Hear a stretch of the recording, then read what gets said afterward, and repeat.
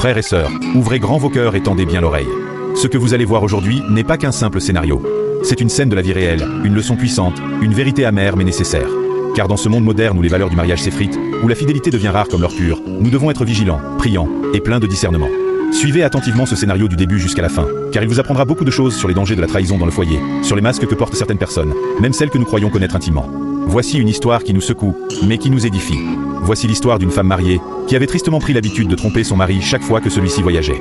Pensant que son foyer lui appartenait seul en l'absence de son époux, elle faisait venir son amant chez elle sans crainte, croyant que la vérité ne se révélerait jamais. Mais un jour, les choses ont pris une tournure inattendue. Le mari est revenu à la maison sans prévenir. Ce jour-là, sa femme était sortie pour faire quelques achats. En arrivant, c'est le domestique qui lui a ouvert le portail. Ce dernier, très loyal, a très vite perçu la gravité de la situation. Intelligent et discret, le domestique a eu une idée brillante pour protéger son patron et lui faire découvrir la vérité. Il lui propose de porter ses habits de service, afin que l'amant ne reconnaisse pas le mari. Le patron accepte. Peu après, l'amant descend des escaliers, croyant avoir affaire au domestique. Sans honte ni respect, il donne même des ordres au domestique, lui reproche d'être paresseux, et s'assoit tranquillement dans le salon, attendant la femme de son amante. Le patron, choqué mais calme, écoute silencieusement. Quand sa femme rentre à la maison, surprise de voir son mari déjà là, elle panique. L'amant, toujours inconscient de la vérité, s'énerve et dit « Tu appelles ce domestique-là ton mari ?» Il ose même gifler le domestique. Mais voilà que la vérité éclate. La femme gifle à son tour l'amant « Tu es fou ?» C'est mon mari, le propriétaire de cette maison. L'amant, devenu pâle comme un linge, se rend compte de sa terrible erreur. Finalement, le patron enlève son déguisement, ferme la porte et appelle son fidèle domestique, le remerciant profondément. Quant à l'épouse et l'amant, il commence à supplier, à demander pardon. Mais le mari, blessé dans sa dignité et dans son cœur, refuse de les écouter. Il choisit de tourner la page sans haine, mais avec fermeté. Conseil à retenir. Fidélité dans le mariage est un engagement sacré. Toute infidélité détruit la confiance, qui est le pilier d'un foyer heureux.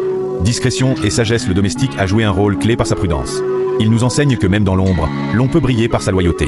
Vigilance, rien n'est jamais totalement caché. Ce que l'on fait dans le secret finit toujours par éclater au grand jour. Respect mutuel, ne méprise jamais personne par son apparence ou sa fonction. Le domestique était en réalité le patron.